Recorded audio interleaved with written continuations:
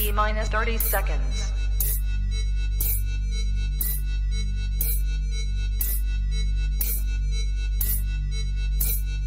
T minus 20 seconds.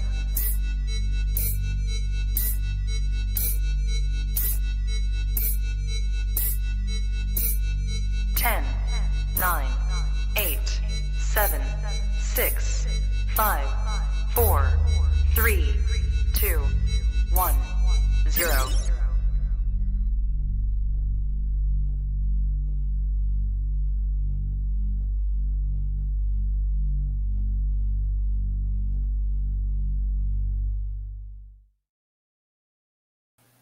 Coolest reptile podcast in the world, episode 447 with Bomb Projects tonight. Welcome to Trap Talk Reptile Podcast. I'm your boy MJ. This is your first time tapping in. What is good? Happy Thursday night.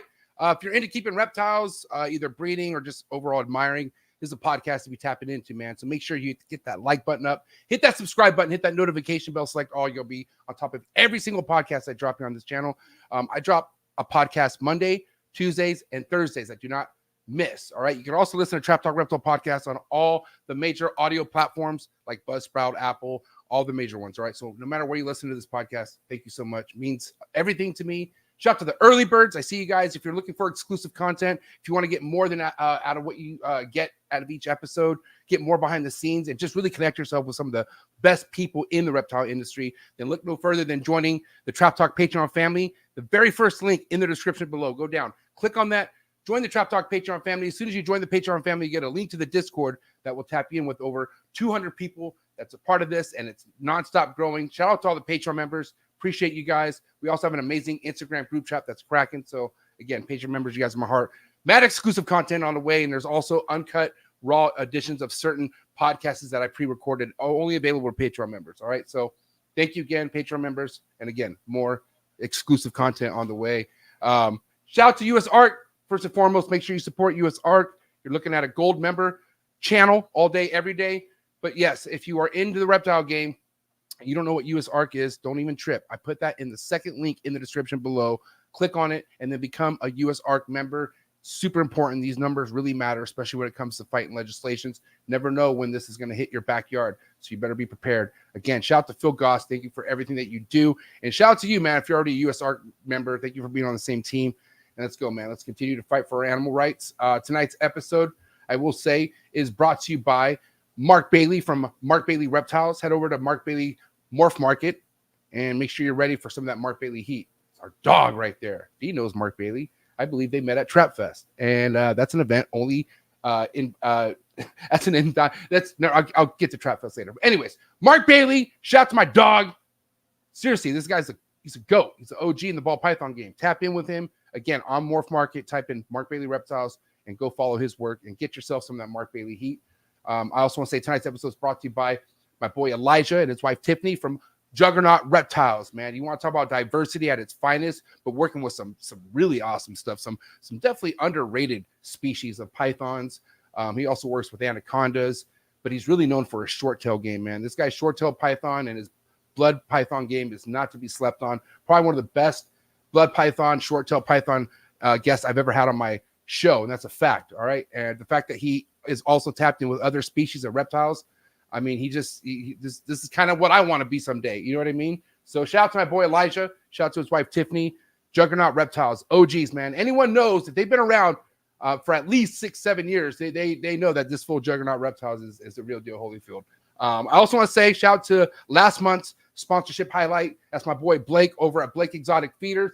Dude, the quail feeder game is up and coming. I guarantee you're going to start seeing a lot more people. I mean ball python people. Yeah, I'm talking to you guys, using quail as a option to feed anything, anywhere from hatchlings all the way down to your adults. I mean, whatever. It's a substitution. Even think about males that you don't want to be fed too heavy, all that great stuff. So you're hearing it right now, right? Quail is going to be something that you're going to start seeing people use a lot more. You are hearing one of those reptile keepers who's converted a lot of his reptiles over to quail. Not fully, but quail is implemented in all my reptiles diets, I would say. And there's a lot more to be spoken about that. All right, maybe tonight, I don't know. But it's all about D tonight. So either way, shout out to the sponsors. You guys are awesome. All my sponsors are great. Early birds, who's here tonight ready to hear from Ms. D? All right, because D's awesome, bro. First and foremost, you might have seen D at the shows. I mean, I've seen her at Tinley's, you know, the Super Show. She's from over the West Coast. So I'm super excited to have D finally on the show tonight. Shout out to my boy Brian, Heath and Hatchery, Trap Talk Patreon member all day, every day. That's my dog. The homie, Aaron over at Prolific Pythons. That's Jacob, Sybil Serpent's cousin. This fool's an OG right here. He's going to have a big year this year. So make sure you go follow my man Aaron on IG, Prolific Pythons, Trap Talk Patreon member all day, every day. The homie James, All City Serpents, Trap Talk Patreon member all day, every day. Travis Gordon in the building, Trap Talk Patreon member all day, every day. Big Mike, 1776 Exotics, the OG Trap Talk Patreon member. 4 years running, this guy. I don't even know what to say, man. You're the best. Can't wait to kick it with you again, Mike. That's a fact. Soon. Josh, the homie Josh, Scale Fins and Feathers, Trap Talk Patreon member all day, every day. The homie Jordan, Heartland Reptiles, Trap Talk Patreon member all day, every day. Celtic Reptiles in the building. What's good, player? Jaffe, oh, my dog right here, man. And I mean, dude, D's a big Jaffe, Team Jaffe guy, too. I mean, yeah, there's more than just Jaffe from Canada, but Jaffe's my guy, man. And Jaffe, thank you for being here tonight. You're an OG. Appreciate you. And you're definitely one of the realest in the game that we have. So, and it's awesome just to have you around. Shout out to homie Jaffe. Noble Family Fauna in the building. The homie Scott, Trap Talk Patreon member all day, every day. Row 5.0 is my dog, double fisting all day, every day. No, not every day, but when he needs to. That's my dog. Row 5.0, Trap Talk Patreon member all day, every day. Krista, my homegirl Krista, Neurophi Sunset. I'm just kidding. Neurophi Exotics in the building. She should change it to Sunset because she loves it that much. But the homegirl Krista, Trap Talk Patreon member, V Unit family all day, every day. The homie Morph Valley Reptiles, man Freddy, my dog. V Unit Patreon, Trap Talk Patreon member all day, every day. Appreciate your support on both ends, buddy. Bradley P in the building. What's good, player? Trap Talk Patreon member all day, every day. My guy Shane. He's a Chondro guy, that's for sure. And I'm proud of it. It's my boy Shane. Please go follow him because he also does have amazing ball python stock that he's gotten from me and other amazing players within the game. But don't sleep on this guy, man. He's super passionate about the animals, and his projects are not to be slept on, just like that green tree python right there. Whoa, I'm not gonna lie, I'm kind of jealous that he has that. Doesn't make sense how he has that and I don't. But whatever, it's my dog. Anyways, thank you so much, Shane. JD in the building. It's my player right here, JD. Thank you so much for your support, JD. Trap Talk Patreon member. B Unit family all day, every day. The homie Angel Reptile Club 310. Hope you didn't get too flooded up there, dog. I actually did all right. San Diego got drenched on again today, and I don't know about the other part of the city, but I was prepared. And I got to tell you, man, all day I was looking, where's that water flow going? Nowhere near the trap. So super stoked. Sammy Vargas, by the way, Trap Talk Patreon member. That's my dog. Thank you so much. Sammy Vargas in the building. All I can think of is pink shirts all day, every day. That's my dog. Appreciate you so much. The homie Tony in the building, Trap Talk Patreon member all day, every day. Don't sleep on this guy, bro. Tony's also a silent up-and-coming hitter, bro. He's been on New Breed on the Block, which was an amazing episode. Go check that episode out. Don't sleep on it. Eric Morse Factory is my dog, V Unit family all day, every day. Matt B in the building. What's good, Matt B? No Limit Pythons in the building. What is good? The homie Jacob, Civil Servants, the professor in the building. Super relevant for sure. This guy's relevant. All right. Didn't buy his way in. He's just relevant as shit. I just want the record to reflect. Shout out to the homie Jacob, Civil Serpents. And we're going to end this in style because who's going to top Big E Top G in the chats right now? I don't know. That's my dog, my right hand. Tupac Snoop at its prime. I'm telling you right now, don't fuck with us. I appreciate you, Big E. Guys, listen, it's game time. I'm excited, all right?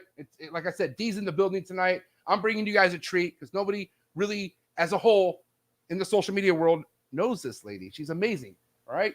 The lady face behind the Bomb Project. So do me a favor. Do what you got to do to get your mind right first and foremost. Do what you got to do to stay hydrated. But if you can believe it, that's right. Episode 447 coming at you right now. Miss Lady D, Bomb Projects. Let's go.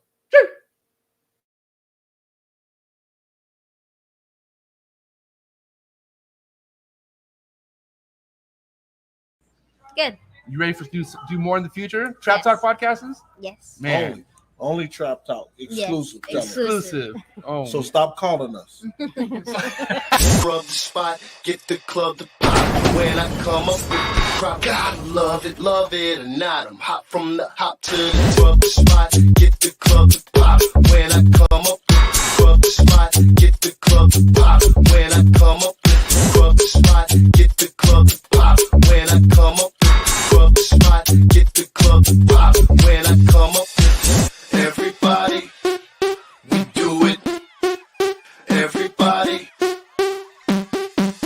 we do it.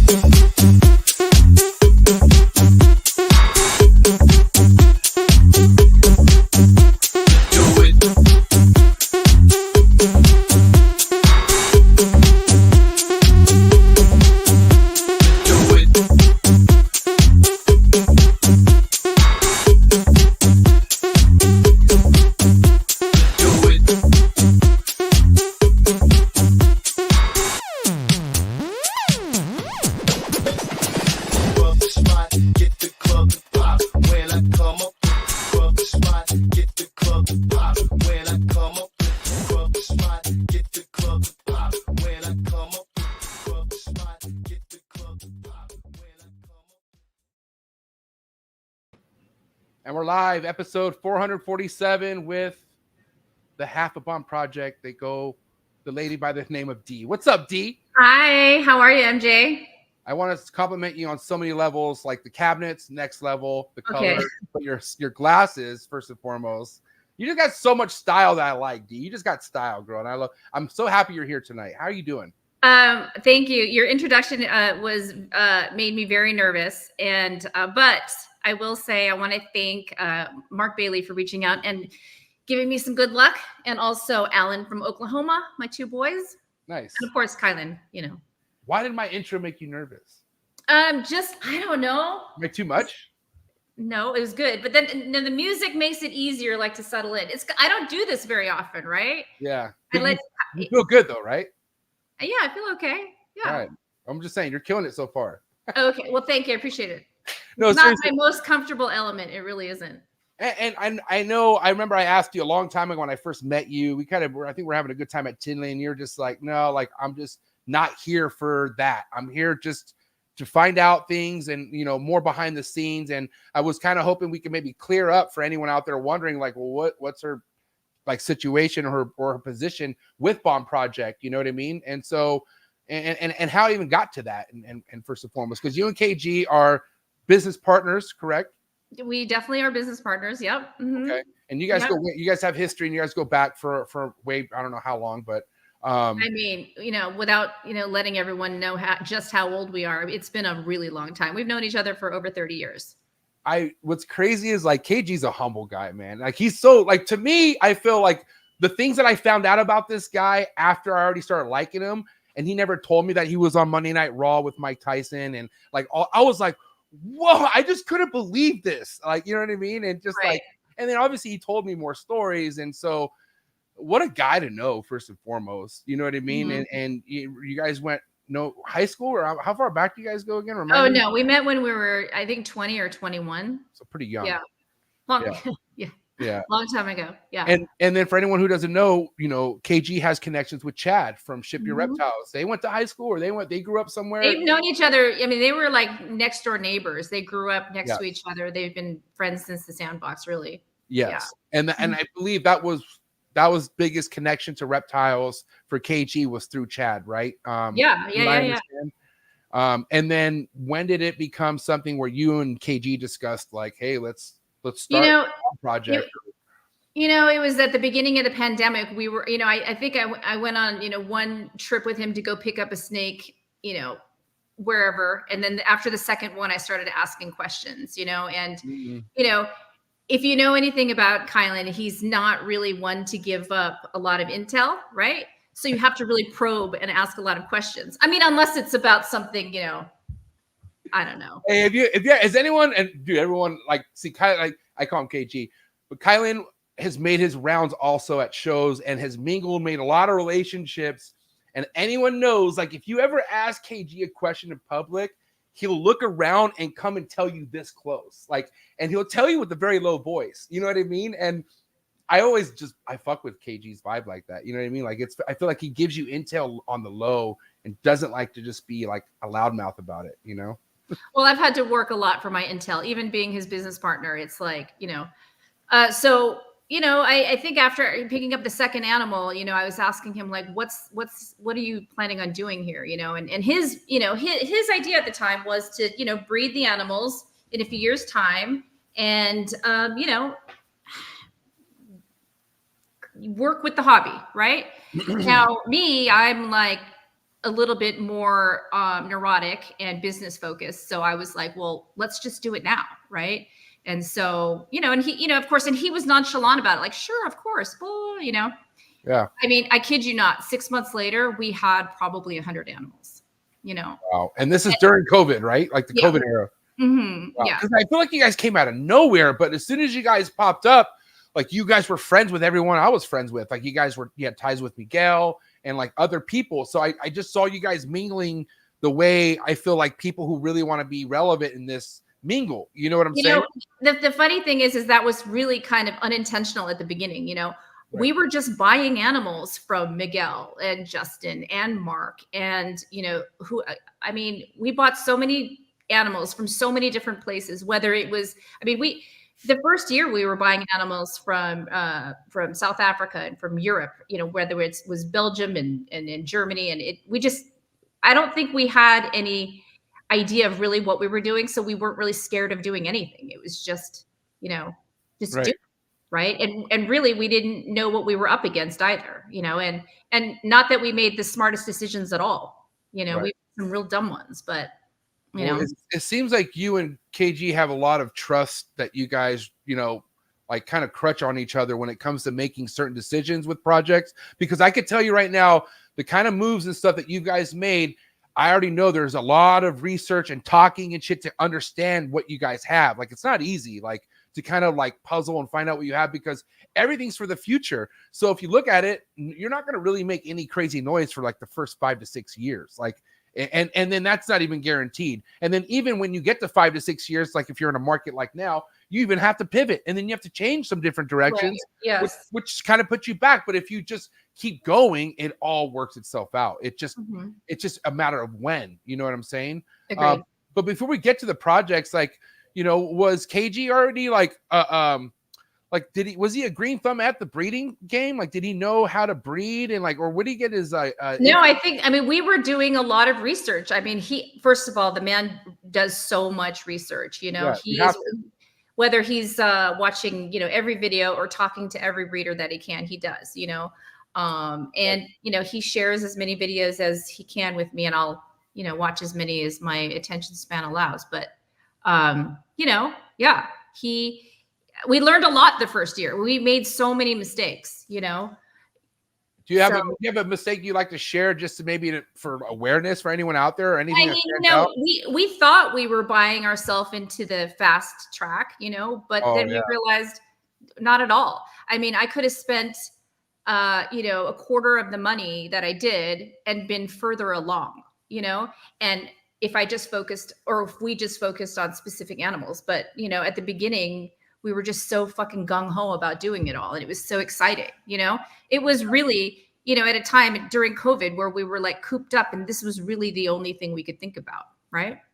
Yeah, it's kind of a good point, because a lot of people made decisions only based off them just being home, or maybe thinking they'll never go back to work, or the list could just go on, Yes, what I mean? Exactly. Yeah. That's why it was kind of like, ooh, like it's, some people who made it because they, obviously didn't stretch themselves or somehow figured it out. But other people really thought it was going to get them to the promised land. You know what I'm saying? So it's kind of like, but I want to ask you, like, it's big money, dude. Like, isn't this shit expensive? Like, it's like, holy shit. Like, and especially when you feel like you go from 2 to 10 snakes, but these are actually like investment snakes. We're not talking, a codom, we're talking something that has either a double recessive or something in it. Right. And then we also have to look at holdback space and all sorts of shit. So what did it all come together, like buying cool snakes and then the racks and all that shit too? Or did it slowly build? I'm trying to get a good idea, like how quickly you guys went to full on fucking operation. You know what I'm saying? I think that it was sort of out of necessity. At the beginning we were like looking for racks on Craigslist, because we didn't know about like getting freedom breeder racks. And even if Kylan sent me a link, I would be like, are you kidding me? I'm not going to spend $3,000 on a rack. Meanwhile, I'm like, shit, we have spent so much money on like piecemealing everything. So, that advice that some people say, look to where you want to be in 5 years and spend the money now. Well, there's no way I would have thought to myself 4 years ago that this is where I want to be. Like I wouldn't have thought that. And I would never have committed at that time to the amount of money that we've spent now back then. I would be like, it was unfathomable. This is deep. This is why I never encourage anyone to just come in this shit, dump 6 figures and get racks and all this, just because what if it just doesn't work out? Then what? You know what I'm saying? And then only that, like, let's just say you do run into a little bit of learning curves, like my male stop eating or they're not breeding. Well, guess what? All that money you spend is lying on your fucking head. It's all this weight. It's unnecessary pressure that you put on yourself, all because you went all in.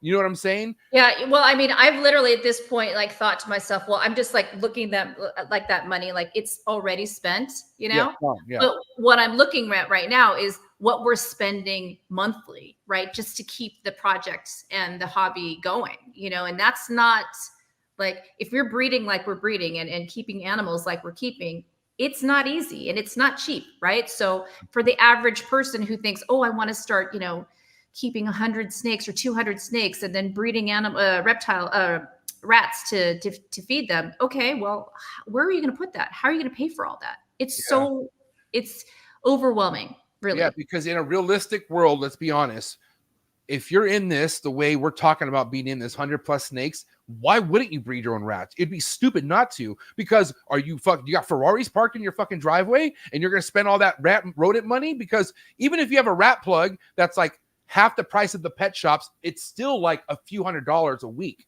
You know what I'm saying? And that shit adds up, especially when you're trying to hold everything back and you're not selling any snakes. Like, go 5 years without selling a dime and still paying for rodents. Bro, what? Like, that shit is tax. Like, and that, but people don't understand. Yeah. And then also too, like, you really want to talk about real work, breed rodents, like breed rats. Okay. And you will pray that it's a snake day and not a rat day. Okay. Because it's a whole nother level of just like, cause it's go. It's like real labor. It's like rat work is no joke, and honestly, it's something to where if you're going to breed rats, you gotta be sharp as a fucking like a tack. And what I mean by that, I'm Mr. Fuck up a dozen times to kind of figure it out. You don't fuck up with the rodents because you're gonna learn real quick, like chew outs and all sorts of things that could go wrong. And I just went through hell with the rats because that's what kind of guy I am. And I learned eventually. But dude, the best day for me, I always say this, I haven't said this in a while, but the best day for me in this reptile game was when I got rid of the rats. Oh, well, it's funny because we recently acquired 4 rodent racks, Freedom Breeder rodent racks. And Kylan's like, why didn't we do this so much sooner? And I mean, I know why we didn't, because, the racks are expensive, right? Yeah. But we just happened to have gotten them, for a really great deal. And he's, he basically, the rats used to be, at my house, but now they're at the reptile house. And now that they're in these racks, he's like, this is literally saving so much time. We don't have to visit them every day and feed them and, look for chew outs and that kind of thing. So it really is a game changer. Yeah. And mind you too, when I was doing rodents, they were a Home Depot built rats. They weren't like, no, exactly. No, in my basement, I had, I think, I don't know, 10, homemade rodent racks that Kylan had made. Yeah. And, I mean, they lasted for 4 years, but, we're moving on up. Yeah. Look, I mean, yeah, it's just, but it's something that it's just, man, people don't know until they know. And it's just, it could be a lot to deal with. So, but anyways, so as of now, though, you guys, like you just said, you are producing your own rats. You guys still have your own operation within the same vicinity of the reptiles, right? So that's all together. Yeah, they're in the same building. They're not in the same room. But this is not to say we're not, buying rats every other week either. We're not able. They're not producing right now. So, I think our timing was off on them. But we'll see what happens. How many times have you guys dealt with any droughts since you've been in the hobby? Like, has there ever been a time? You know what? It was really one when we went to Amsterdam to the Houghton show. We came, and it was so hot here when we came back. We had a friend who was watching the rats, and, so many of them just, they died. It was, it wasn't good. Yeah. And so, I mean, and not only that, but I think, every rat breeder in the local vicinity was like, okay, well, you know what? Rats are double the prices now. It was not a good time for that. Yeah. Those Kenya river hamsters I got from KG, dude, I was fucking killing it. I had like, I don't know how many colonies, but everything was fucking just on a roll. And then I had a crazy heat wave. And my shed, I rely on opening the shed and fanning it up. Like that's the way I could get by. And I don't know what happened, but it was this one day where I forgot. And basically I fucked everything. Not everything. I think only like 2 colonies made it. Right. I mentioned Alan from Oklahoma earlier. He built a shed and has, a climate controlled rodent room, year round. So I mean, that's smart to have. Like next time I do that, it's worth doing that for sure. Because like I'm somebody where I'm like, oh well, I'll do it, I'll take care of it. But dude, life happens like all the time. For sure. And if you forget once, and it was during the summer where there's no days to fuck up. Yeah. And that's the crazy thing about where we live too. Because I mean, shit, it gets actually hotter where you're at more than where I'm at, just a little bit. But it's like we kind of have it. The Weather Channel kind of tells us it's coming, but not really, man. I feel like it's so. I don't even think you really expect it to be 114 here in Los Angeles, and it just was that, and that's what happened. For a good few weeks, it was that hot, and the rats were like, "Fuck it, I give up." Yep. And then things don't work at that, like, because SoCal's dealing with weather that's not built for. You know what I mean? And like not only with the heat that we just went through, or we are going through every summer, I feel like, but dude, this rain, and we need rain. Don't get me wrong, but dude, did you see San Diego was underwater like not too long ago? Like, that was crazy. I've been living here for 38 years since I was born, and I've never seen it that wild in my entire life. You're right. I mean, it's pouring rain right now outside my window, and it was, 70 degrees earlier. So, my trap got flooded, right? No, I didn't know. Dude, yeah. I mean, and that's why everyone's freaking out like, oh, you should get like, they think I'm going to get water damage, but really luckily we were here while it was happening, but because while water was coming in, I'm like, my trap is kind of on a slant. So everything was pushing towards the garage. So I just opened up the garage and started like squeegeeing everything out. And I was able to like, luckily stop the fucking where the water was coming in. But bro, dude, that was scary. Cause like if I wasn't home, all that, it just would have been everywhere, and I have like all my podcasting gear here, like electrical stuff that could have went bad. But dude, that, like that kind of stuff happens everywhere across the country. And now it's happening here. It's scary. Yeah. And it's going to continue. Yeah. Unfortunately. So dude, the market, right? It's kind of, I don't want to say it is what it is, but it kind of is what it is, right? Because 2020, the endless the opportunities were endless. You know what I mean? As far as like you post something, fuck, it's selling. It was such a crazy time to be in, and now we're in a goddamn bloodbath of people doing buy one get 4 free and all sorts of just insanity when it comes to pricing. Where are you guys standing? Have you guys discussed, you and KG, as far as what you guys want to do with pricing stuff in the future? Because like I said, you guys have some stuff that's very untapped right now, and I mean, listen, the animals that we have that anyone else can make or buy, we're happy to sell, right? We've got so many animals that we need to clear out of our rack spaces now, so happy to make a deal with anyone who wants one, right? So yeah, 2 for 1, 3 for 4, I don't know, whatever it is, right? But really, that was the impetus for us, creating that reptile breeder show in December, was that we wanted to get some animals out before the holidays. And the funny thing is, we were so inundated with putting the show together that we didn't even sell an animal. We didn't even have our table set up until, the afternoon. Right. So, but it was fun, and now we know we can do it, and it gave us, the confidence to do it again. So that was one of the topics I want to talk about tonight, was that the Reptile Breeder Show, because first and foremost, it was a cool vibe. Like it was like intimate. Everything was like close to each other. But whose idea was that? Was that yours or KG's? Well, okay. I mean, I reached out to him, I had COVID, and I was like, hey, so what do you think if we put this thing together? And, he was just agreeable. And I was like, great. I have, 10 days right now that I'm going to be, down and out. So I'll put the website together. I'll put the promo cards together, right? Whatever. And he's like, well, I'll promote the shit out of it. So that's what we did. We just made it happen, and we reached out to, friends that we knew, and it was actually an interesting mix of people who did sign up, right? Yeah. And I am just thankful and humbled by the people who, believed in our vision for that show. It was like, insane. I was so weary of renting a space and being on the hook for that. But we got vendors, and then people were signing up to be on a wait list for the show. So it was great. Yeah, and obviously, and I asked you this before, but the plan is to do more, right? Like that's the game plan. Yeah, figure out another location or what? Yeah. We definitely want to do it again in December, continue that reptile breeder show, and have the support of, Ship Your Reptiles and Reptile Super Show and whomever, right?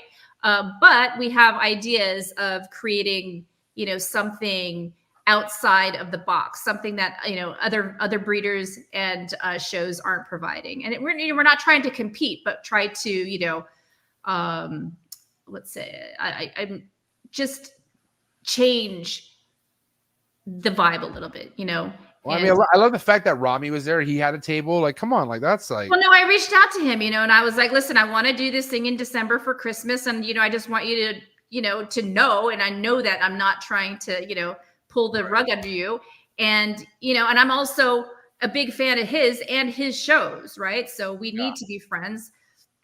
So we got to support each other, right? Yeah, 100%. But Rami's that guy to support. He's all for it. So, and it's good. Yeah. I mean, like I said, I mean, I know you might have maybe heard me say this before, but second best thing about what we do is the people. Like it's all about like the people you meet that actually want to support what you do, and it doesn't need to be everybody, but focus on the ones that do want to support you. And it's great. It's a fun time. If you ask me, it's not the second. It's the first thing for me. Like I'm so surprised about the relationships that Kylan and I have made with the people that we have. I believe truly that, these will be lifelong friends, and, it's funny, I don't know, before we went live, you mentioned that people were intimidated by me or didn't want to approach me or whatever, right? Is that what you said? No, I said that I had people who were like, in a sense, like I've gotten the same feedback that I've heard about me, where like I could be hard to approach because I don't like I don't smile a lot, I don't like I'm not somebody who's cheesy. I have a good time and I joke around, but if if I'm at a reptile show, I have my glasses on, I'm high as shit, and I'll conversate, but I'm not trying to conversate. I'm just trying to do my thing, and I don't know. I could see that with you. Definitely. Well, so for me, there's several reasons why. I think number one, I just assume that I've met either everyone before and I don't remember their name. Let's just start that way, right? Or that Kylan knows them and then I should know them. And then I'm like, I'm just, flailing. So what I suggest is that if you know who I am, which is really amazing, then come and say hi and introduce yourself, because I would probably, will be relieved that you do that. Right. Right. That's the first thing. And, I will say this, D, because I will tell you that there's a lot of non-people in this fucking industry. Okay. Mm-hmm. And it's, they're intimidated by their own shadow. I feel like, right. But I've been raised by women. Like I have two sisters, my mom, I have a lot of cousins, right? I know what a powerful female like feels like and knows, you know what I mean? You do give off like this thing where like, no, I wouldn't fuck with you. I'm just telling you, like but in a respectable way. You know what I'm saying? Like I just wouldn't want to waste your time with no bullshit, and maybe. Well, I appreciate that. I really, my tolerance for bullshit is very low, and Kylan knows that. And I'm always like, oh, there you go. Yeah. Let's be real. But, I feel like, the people that I know, the breeders that I've bought from, I don't think they feel that way. No, right? not at all. No, Mark doesn't feel that way at all. Like, I mean, I have people, and by the way, I don't want to take credit, but what was it? Trap Fest when you and Mark met, like for the first time, and you guys. Well, no. So that was the first time we had met in person at your Trap Fest, but I had bought an animal from him, the first year. Wow. So, I had been talking to him off and on, and I think he surprised me by being there, because I asked him if he was going to come, and he always lies, right? Why did you think I spiked that drink with Molly? Remember, you thought I drugged it with it because everyone was having a good time, and then you even had a little bit of it, and you're like, "Whoa, what's in this?" And then it was the first time. Because I think that there was whatever you put in that was like, it was super feel good juice. It was super great. It was just a lot of it's my summer brew. It's called Summer Brew. I think the Summer Brew is like 8 different, vodka, whiskey. No, it's literally like a South drink out there. They call it summer brew, and all it is, it's like I use high grade vodka first and foremost. You can't use that cheap shit. I use high grade vodka, and then I think it's Bud Light and lemonade, like the concentrate lemonade. Okay, right. Shit. And then there's also 7-Up, and then a bunch of ice, and you just mix the shit out of it. Right. I forget the ratio, but it's vodka heavy for sure, and I think that's yeah. Wow. But it's also like you don't really get a hangover off of it, which is great. It's it is, but also you can too. You just gotta be careful. Yeah, I don't really remember that. I just remember it being good.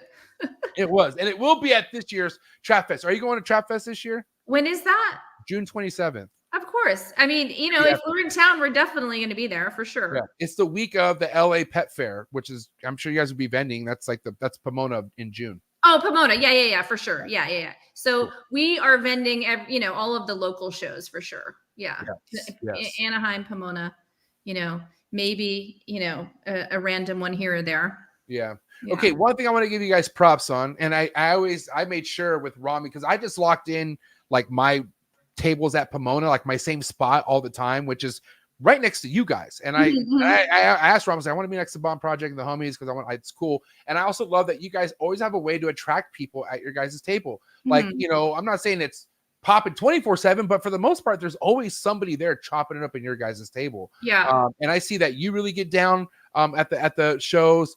KG's, shaking hands, kissing babies. But how important do you feel like the whole vending side of the community is to being successful in the reptile hobby? I mean, I think that, okay, so let's back up a little, because when we first started doing this, I was thinking, okay, well, are we going to start vending too? The shows. And Kylan's like, absolutely. Right. Well, a year after vending, I just started signing us up for everything. I'm like, no, we're going to do this show. We're going to travel here. We're going to do this, that, and the other. Like, I became like really into it and just like loving the social aspect of it, regardless of, chatting with breeders, getting to meet new breeders, but also just, people who become friends and clients. We've had people who didn't buy from us in Pomona, but then they, bought from us in Las Vegas, and then, or they bought from us 2 shows later, or they don't buy it either one. And then they just call me and just, do it that way. So, yeah, there's so much that comes to like more than just vending the show, because there's things that like relationships and lots of sales. Like, oh my God, like, I didn't have the best last Pomona, but like I sold the best I've ever sold after a show, and which is crazy to think, and that's just the way it happens sometimes. Yeah. But again, like I'm not gonna sit here and say I don't like making sales. My sales is my background. I love fucking money, and I'm very comfortable telling people that. But I'm telling you right now, what does it for me at the shows is mingling and fucking hearing people tell me how they love my show, and or seeing you or whoever. Like, it's about just connecting, and finally, like, I love my reptiles, but it's cool to kind of step out for once in a while and like talk about your reptiles instead of just being here with them all the time.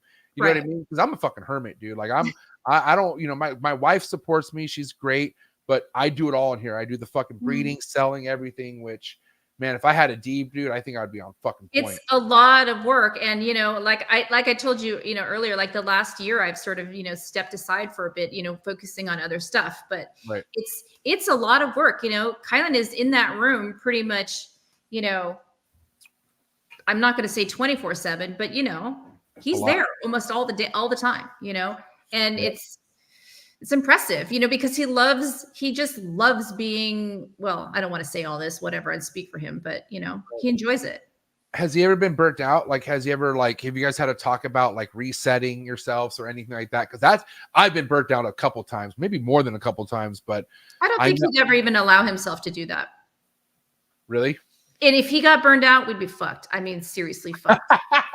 Well, I think KG can be burned out, not say anything, and just keep it moving. He's never told me that ever. Yeah, well, I don't think he does. I think he's KG's too player to tell you his feelings. You know what I mean? But I will say though, like, and this is maybe why you guys don't stretch. Like, I work with so many different species, and I do sometimes feel pressure because I'm thinking a lot more than just ball pythons. You know what I mean? But I also do know with ball pythons, like, not every year goes as well and stuff like that. And this kind of is going to lead into my next segue, what we're going to talk about, which is like production size and how many clutches you guys plan on doing. Well, first and foremost, what did you guys do last year? How many clutches did you get last I year? mean, honestly, I don't even remember. I don't know the numbers off You the have, top. you have a ballpark though, like, Yeah, like in the high 20s or so, okay, wow, right? okay, respect. That's a lot. Yeah, I think but that's a lot. and hopefully I wouldn't want to do that many this year because we didn't sell them all, right? So, Right. our racks are still full. So happy to sell anything to anybody who reaches out. But what are we gonna what's the Trap Talk special? Just ask for the Trap Talk special. Yeah, promo code Trap Talk D episode. Yeah, Trap Talk, give it to me now, right? Oh my god. Yeah.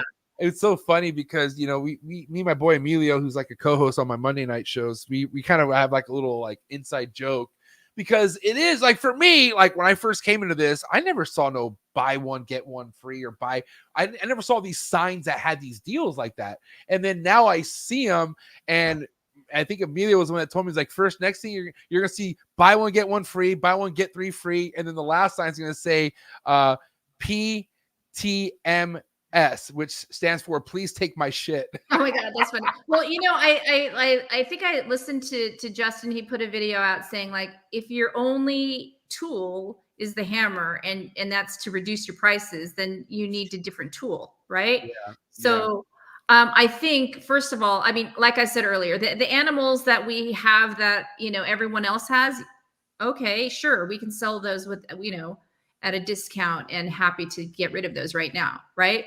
But the animals that are, world's first or we just can't do that, and we're happy to hold on to them until the market comes back up. Right. Yeah. Or until you guys breed them yourself or some shit. No, exactly. Right.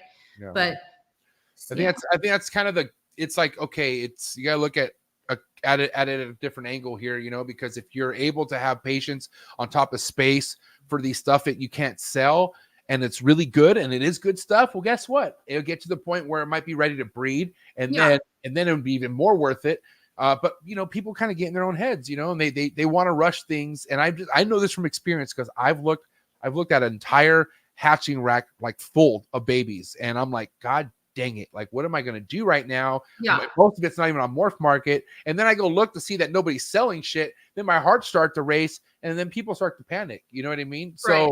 So, but it's just kind of like, if that's the case, like you said, you got to be willing to hold it back and wait for the opportunity to arise.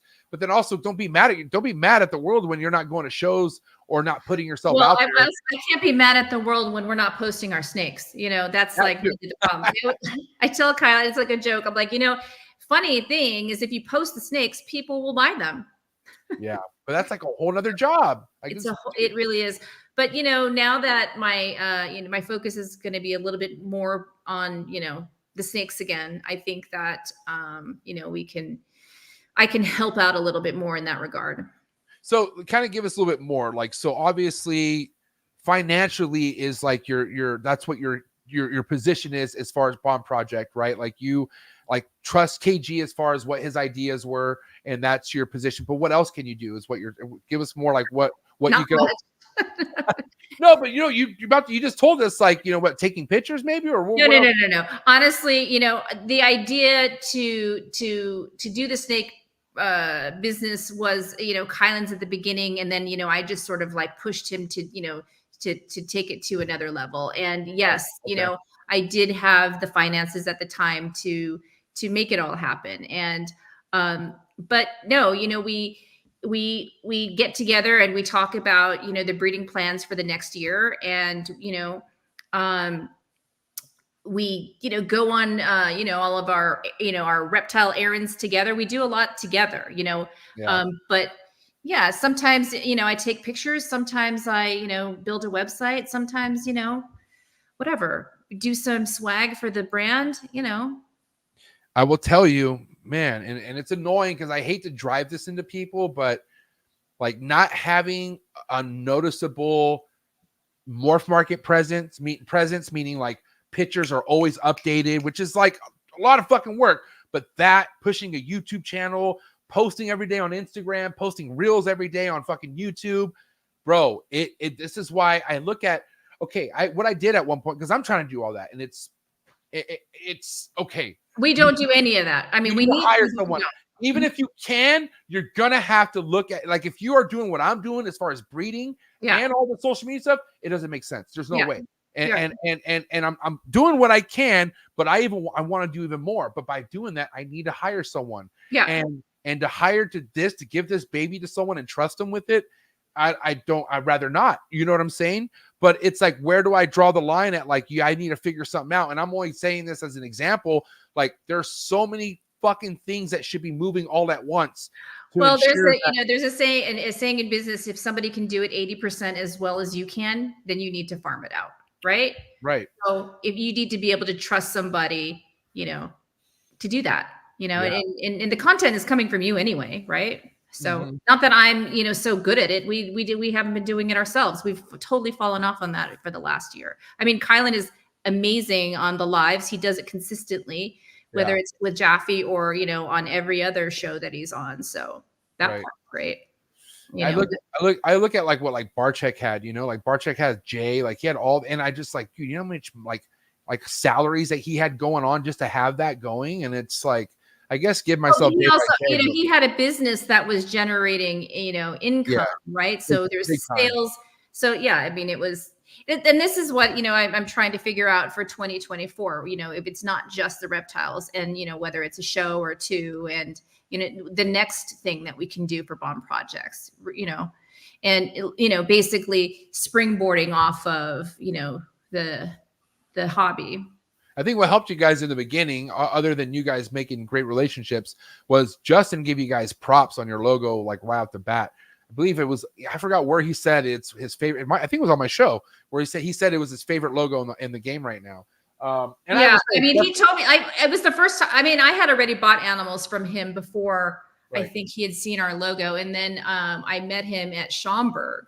And he told me that. And I was like, first of all, I mean, I was starstruck because I was like, oh my gosh, this is Justin Kabilka. And he just told me, it was awesome. So I think also, I mean, we spent a lot of time, putting that together, and we spent a lot of time on our swag, right? I think, we don't farm it out to just someone who, sends us an Instagram message about doing a good logo, Yeah. And, it works, and I'm honestly like surprised when we're at a random show and somebody's wearing our shirt that neither Kylan and I know. I'll look at him, I'm like, do you know that person? He's like, absolutely not. And I'm like, okay, well, I mean, it's pretty awesome, right? Yeah. So, but that really is the goal, eventually to have that, and not just, have to sell an animal, to get that recognition. No, right. It should go hand in hand. Exactly. Mm-hmm. But people struggle with that, D. Like, and God bless them, right? Like some people think they have something that is like awesome, like a logo, but it's not. And only because they don't know they don't have marketing, or they don't listen to anyone speak about how simplicity is everything when it comes to having a trademark or a logo, because you want the person looking at it to remember it, right? Right. And I did like this class with somebody about how like you should be able to look at someone's logo and within 10 seconds be able to sketch it out yourself. Like it should be that memorable to look at, You know what you're not going to be able to have that possible if you have a fucking T-Rex with all these goddamn snakes flying over the Rex, and it says whatever exotics underneath it. You know what I'm saying? Right. I think what we did was at the beginning we had all of the breeders that we looked up to. We had all of their stickers, and I had them all on the incubator, whether it was Mutation Creation, Justin Kabilka. Well, this one right here, the one I took. No, not that one, but a different. Yeah. So we had them all up, right? Yeah. And I started putting our sticker up there, and I'm like, if our sticker doesn't pop out, it's not good. It's not going to work, right? Yeah. So I think if anybody's trying to create a sticker, just do that, right? And some of the people's brands, I don't love their logos or their marks, but guess what? I put their sticker up and I'm like, shit, that's the only thing I can see up there. So it works, right? Right. So you want to really know why I never collected stickers and put them up anywhere? Because how fucking ugly it would look. Like if I, and no offense, but if I had a wall just full of everyone's sticker, you were to sit back and look at it, what are you even looking at? It's just a bunch of mush, a bunch of fucking like discoloration and all sorts of stuff. And it just doesn't stand out, And what's crazy is you kind of can see Kabelkas or yours or someone's like, because there are a lot of people do that. And I know first and foremost, it's all about respect and putting people on. And I love it. You know, like the sticker community is great. But I'm just saying, if you were to be on a wall full of stickers, you would want to separate yourself from what the majority of the fucking logos are out there. Yeah. And that's it, you know, because it's just so easy to kind of like, I don't know, like one of the things I can't stand is like, it's everyone's initials, exotics. Like how much brain power did you put into that? Like, you know what I mean? Well, Like, yeah, I think for us, you know, it just worked that that our brand, you know, it could expand and be more than just a reptile business, right? It could be literally any project that is the bomb, right? Or that it's so fitting. It's great. I mean, I always thought when I saw it first, beyond the logo, like the name itself, you know what I mean? Because, you know, especially people in our era, like that, the bomb, that was such a thing to say at one point in our lives. And I don't now know we'll ever stop. Yeah. And now it still is, you know what I'm saying? So yeah. It's all great. But also too, just take, you know, put a little bit of effort into it. I'm just saying for tips, anyone out there who's thinking about starting a logo, or I'm just telling you from what I've seen the last 7 years, a lot of people put laziness into their logos and they just don't wait to do something until it's right, you know. And there's nothing wrong with changing your logo. I've changed my logo before, but I mean, it has to be more than just what you like. It has to be what's appealing to the outsider looking in, you know. Like, no, I 100% agree. Yeah. Like you said, that person rocking a bomb project who probably wasn't even into snakes, like just a random person walking around this, but you know, probably there was someone who likes snakes, but you never met them, and they're there rocking your logo. Like that's what I'm talking about. No, it's awesome, especially when you're out of state or somewhere. It's just very random, right? Yeah. Now, okay, what's going on lately as far as like other than what you produced last year? Is KG telling you, listen, I'm going to try to breed as much as I can this year? Is there a game plan on only producing so much? No, we were just talking about it earlier that we're going to, you know, we haven't even, you know, worked out our breeding plans for this year. You know, I mean, he has been pairing some, I've been pairing some, you know, we have some of our own projects that we're trying to put together. So, you know, but we've still got to put the whole plan together. Yeah. So, I mean, I don't want to, you know, make a ton of babies that we won't sell. You know, I want to just slow down for a little bit, you know, and just see what we can see, just to get a breath of fresh air, you know. Okay, for sure. One thing that needs to be talked about a little bit more, just for anyone out there who thinks whatever happens in the East Coast happens on the West Coast, it's not really the case, because you have people who've been pairing up since November in a sense, but us, we don't do that in SoCal. I mean, you can pair all year long, but like our stuff goes late for the most part, I feel like. And I feel like I don't really need to pair a lot of my ball pythons till about February, March. And I feel like, is that the same for you guys? I mean, we'll start pairing when an animal, you know, is shows signs. I'm sorry? Shows signs or what? Yeah. I mean, you know, we'll just check her. What do you sonogram her or ultrasound them, you know, and make sure, you know, they're 15 or above and start breeding them. Do you help him with that? Yes. I mean, yes. He does it on his own now, you know, because we've got a new ultrasound machine, but you know, I used to like hold the snake out while but you know, remember, you have to know, like at the beginning of this 4 years ago, I didn't even want to touch a snake. So yeah. And it's funny that, you know, that you say that, because I remember you told me that and I was like, wait, what? And that's, you're literally, I don't want to just say you're just an investor, because you're more than that, but I don't know, like you basically fell in love with it as you started going along with it. No, it's true. You know, I remember like the first time you asked me, like, okay, so if you had one other, you know, reptile, you know, what would it be? Like you had your, you know, list of 20 questions, and I was like, I don't know, a dinosaur. You know, I didn't, you know, I just didn't know, you know. So now, you know, I fall in love with things at other people's tables, you know, and so. You know, yeah. And when we first started buying, you know, we were buying big snakes, and then, you know, we started making babies and buying smaller babies. And I realized, oh my God, like watching them grow is really fascinating and exciting. So you guys bought a lot of adults in the beginning? Yeah. So, you know, at the beginning, you know, Kylan had bought a few. I think we just sold one today. Like we sold the second snake that he ever bought after she laid eggs for us last year. But yeah, so we started buying breeder males and females, right? But not the breeder females and males that you should be buying if you want to be in the fast lane. We were buying, okay, listen, we don't need a name call, but do you feel like certain breeders kind of fucking like not duped you, but like kind of painted a picture that wasn't what it should have been? Like they kind of almost bamboozled you? No, I think I bamboozled myself, really. Oh, respect. Okay. Yeah, okay. Tell us more, please. No, I didn't do enough research, and I was just excited about getting adults, and I thought, any adult female was going to make us, money. I just didn't do the research at all, I love you so much for saying that, because, it's such an easy cop out to like, and like, if I told you, you don't have to name nobody, you could easily say, well, yeah, some breeders kind of convinced me, like, you know what I mean? But like, absolutely not. I mean, mad ownership right now. I love that. Thank you. There were a few people who were excited when I would call. They'd be like, oh, sure, I can buy, sure, I can sell you all those animals. Of course, oh my God. And those few people that I did buy from, and, we don't buy from them anymore. I mean, it's funny. The first year we were buying from, Joe Schmo to, Ozzy Boyd's to, Mark Bailey to, whatever. It was just whatever we could get. And I think the one that we got from Mark just made babies for us last year. Mm-hmm. What snake was that? Oh gosh. I want to say it was a mahogany. I think it was a mahogany Batman het pie, something like that. I think that was it. Wow. I mean, yeah, I don't. Okay. And then, listen, and I don't expect you to be like Mrs. fucking Morphs encyclopedia or anything, okay?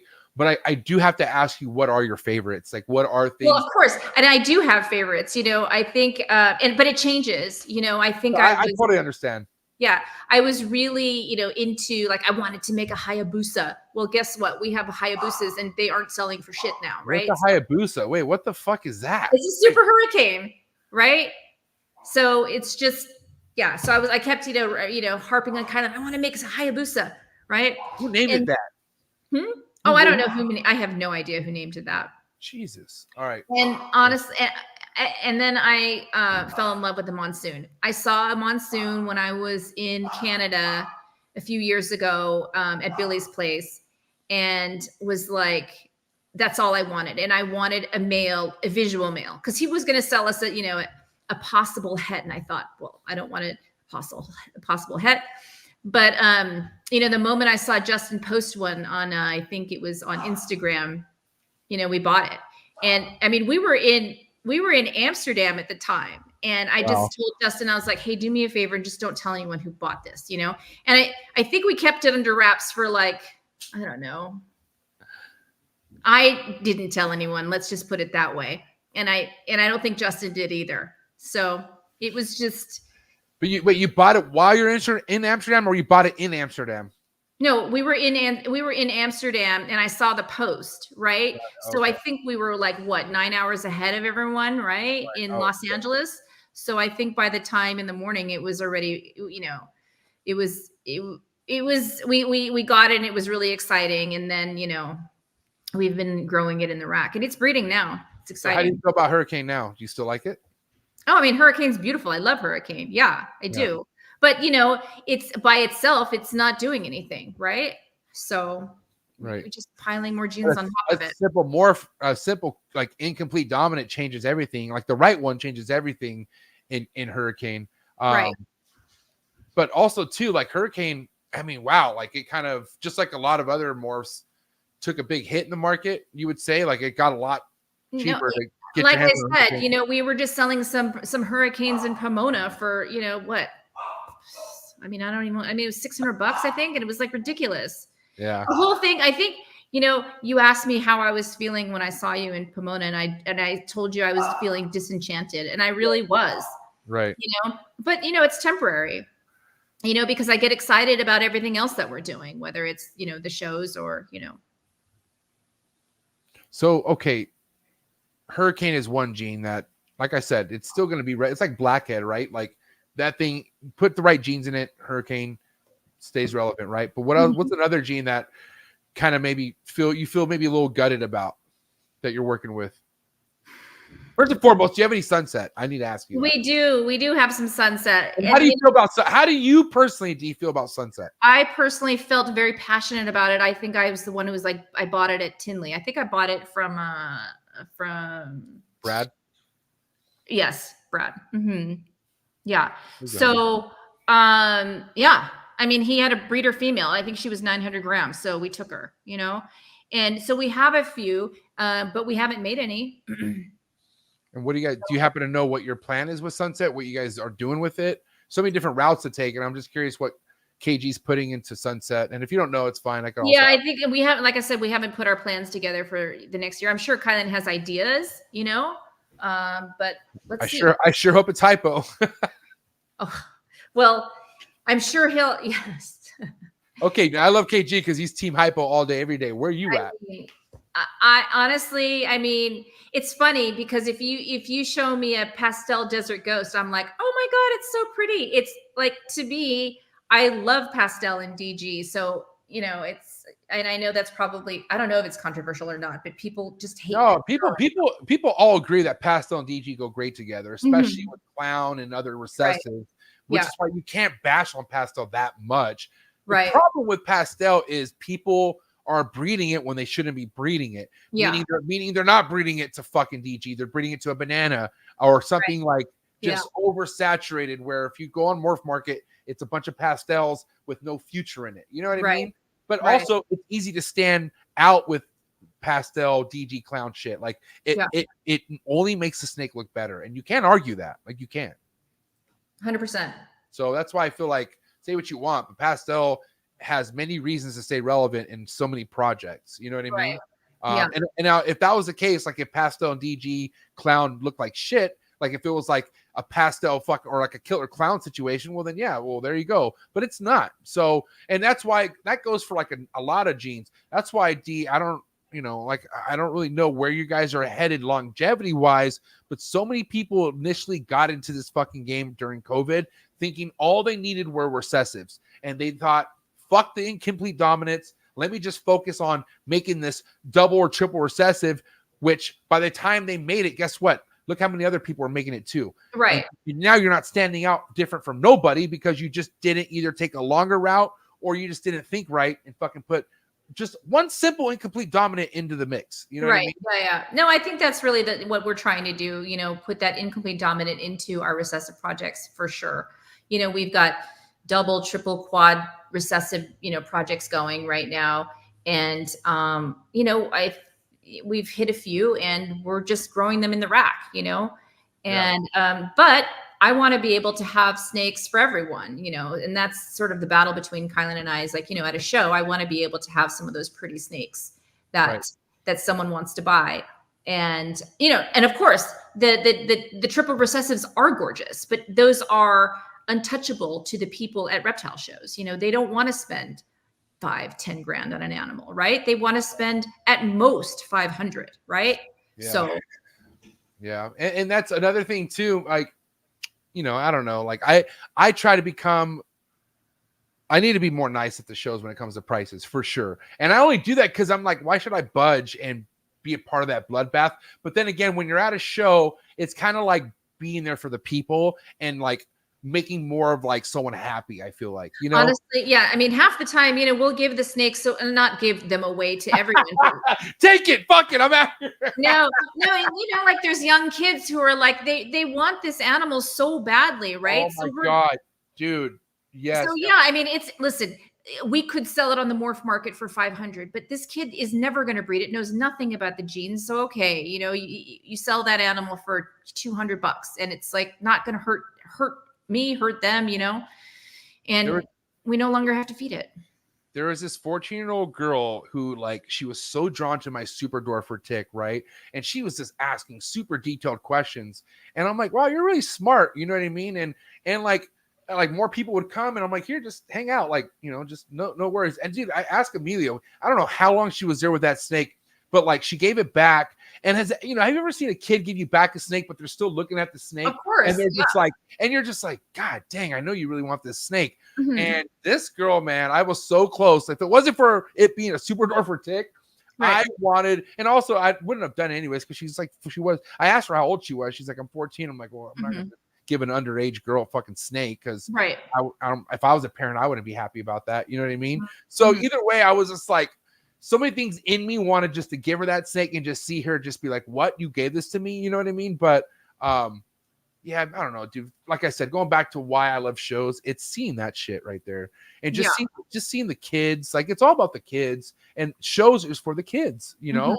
And luckily, if you get that weird, strange person who don't have kids, not that that's strange, I'm just saying, but the people who are like, I don't know how, dude, I don't know how many people you remember speaking to at a show, but there's so many people that go to reptile super shows who don't own any reptiles, but they go to every single reptile super show. Right. And, I think they're just entranced by the animals and just, you know.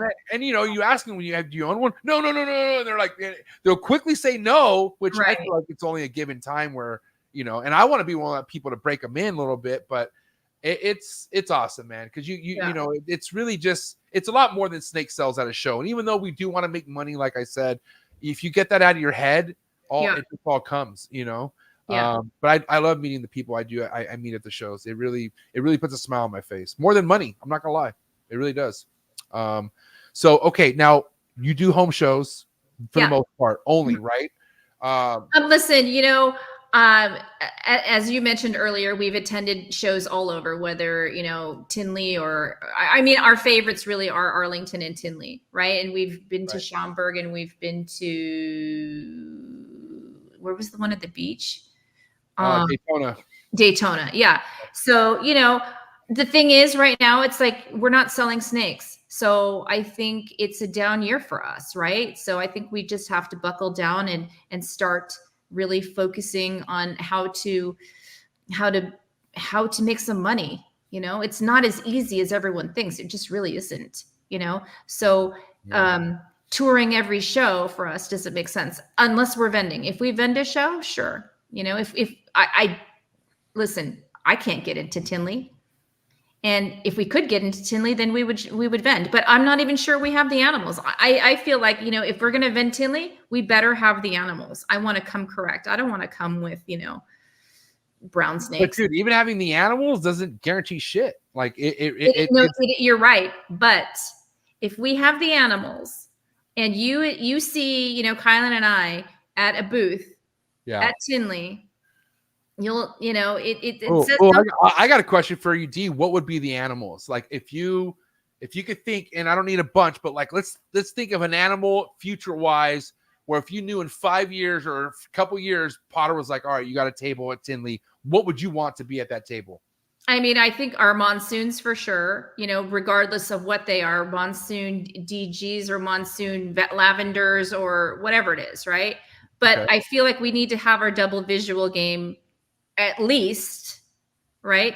Up to you'd want visuals on that table. Visuals. I want visuals. I feel like when you're at Tinley, you need to have visuals. Because listen, I mean, the people who are selling $100 snakes at Tinley, I feel like they should be at a local show, right? They shouldn't. I mean, but then again, who am I to say that, right? I just know that I'm not going to Tinley to buy that snake. I'm going to Tinley to buy, you know, a double or triple visual, you know, snake. See, that's a good point. And I always thought, just kidding in my head, like if I ever were to do a Tinley, that would be the day I'm just chondroed out. I have so many chondros, and that's all I would want at my table is nothing but fucking chondros. And you know what? You would fucking kill it, right? So you would kill it. You would kill it.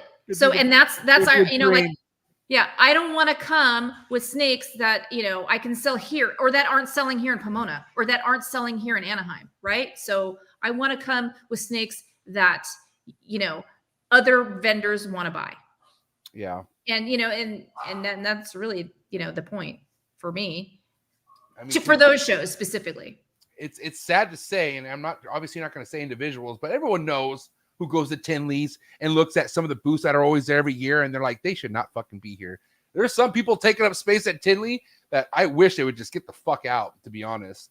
I mean, I wouldn't know specifically who they are, but you know, I do. Yeah, but you know, I love it for the party aspect. Really, I mean, Oh man, it's a party. Going to Tinley is fun as hell. It really is fun. And Arlington too. There's a really, really fun shows. But you know what? It's okay if we miss the party sometime, right? We'll be there next year.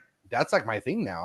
I haven't gone to a US ARC auction in like since March Tinley of last year because I have to come home. I got a kid to watch. You know what I'm saying? Yeah.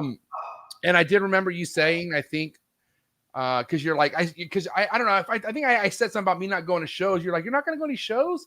I'm like, dude, I'm my only kid. And you told me by some point in this kid's life, I'm going to want to die to get away. It's so true. It really is true. And I got to tell you, I do have an itch to go to a show, but man, I remember those shows, like you're saying, like they were yesterday. And every show I went to, I fucking partied hard, man. It's like, your experience of the show, if you brought your kid, would be very different. Oh, yeah, of course. Yeah, 100%. But like, it's tiring. It wears you out. Doing those shows, just going and having a good time, it fucking wears you out. But it's the best. Yeah, I mean, when we traveled for a show, 9:30, Kylan and I are already like, done, Yeah. I remember there was a time where I was going to bar checks and you were trying to see if you could fly Kylan to Detroit. We were trying to organize. It didn't work out, but there was a bunch of like, you're like, oh my God, he's not going to make it on time or something. He had such a love and held Brian in such high regard that we wanted to make that happen for him, Yeah. And the whole point was that he was supposed to go back to Canada, I think, with Austin and Jaffe and those guys, and they ended up flying and not driving. So, right. Yeah, but we were happy to have you and Mark go and give them the scarf I made. I was really happy that you could do that for us. Fucking Mark, man, he guarded that scarf like it was a goddamn like ancient goddamn gift or something, and I will say it was a really beautiful scarf. And man, yeah, that was my last Tinley. Yeah, now to think about it, that was my last Tinley March. And you guys are going to Tinley this year, I'm assuming? I don't really know what our plan is. I mean, we have some ideas, maybe. I'm not sure. I don't want to say yes and I don't want to say no. I just know that I'm trying to, temper our expenses for the year. And, I don't know if it makes sense for us to always go, when we're not vending. So if we vend, yes. Yeah, I mean, that's a good point because, man, like I look at things and I was very blessed to always have a sponsorship for every time I was traveling. And mind you, the hobby was blossoming. Like it was fucking just cracking during that time. But obviously things are different now. But even now, like everything's more expensive than it ever was. Everything's different. Like traveling, dude, could go really wrong. And I don't mean like you lose your life wrong. I just mean like delays, fucking stuck in the airports. That's the one thing about traveling I do not fucking miss. Yeah, and I don't have really the patience for that, and not only that, it's just I don't have the patience for that. Zero. But what can you do when you're fucking in Pittsburgh and there's a delay for fucking 15 hours and you just, and then you can't leave because you're snowed in. Like, you know what I mean?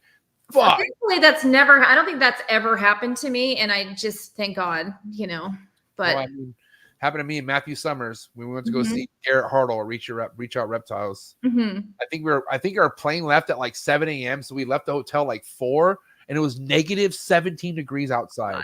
Yeah. And tell me why. I don't know if I was just hammered the night before, but I left the hotel in my Crocs with no socks. With no socks on. I'm slipping. I'm even throwing up. Like I was all fucked up. God, that sounds awful. That sounds awful. What's up, Wesley? I see you on there. Yeah, dude, can you believe Wesley, another powerful female in the reptile industry in the building? I love Wesley. She's a tough cookie though. Like I was only able to get one podcast with her in person, and I just like how I went to you. And I don't know, D, I'm really happy. Like I thought you were gonna tell me like not now or something. I thought you were gonna push me back a little bit, but I mean, there's really no reason why not. I feel like, and it's like you said earlier, I mean, I'm happy to do whatever. I'm happy to do whatever to push our brand to make more friends in the industry, and now that everyone sees me here, they can come say hi to me and introduce themselves. Can I ask what your background is other than you saying everything what you've done so far with bomb projects? Like, what's your profession? Like, what do you do? Oh, okay. So I studied design at Art Center a very long time ago, right? And I worked in the studio business for a long time. That's cool. And before that, I worked as an art director for Def Jam and for MCA. Wow. Yeah. Holy cow, that's awesome. Yeah. So, I like to keep things creative and, I develop the brand. Really, that's the idea is to develop the brand into something just bigger than just, the ins and outs of breeding.